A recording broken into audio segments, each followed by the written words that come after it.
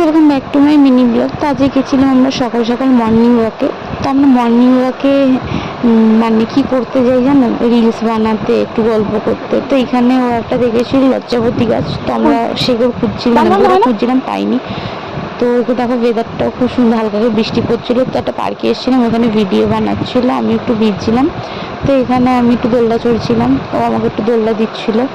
তারপর ও যখন উঠতে গেছে উঠতে পারছে না, কারণ একটা হাইটটা একটু শর্ট। তারপর উঠছে, অনেকক্ষণ দোলনা খাওয়ার পরে আমি ভাবলাম একটু স্লিপ চড়বো। তো আমি নামতে গিয়ে দাম করে কাদার মধ্যে পড়ে গেছি, আর আমার বান্ধবী হাসছিল খুব বাজে।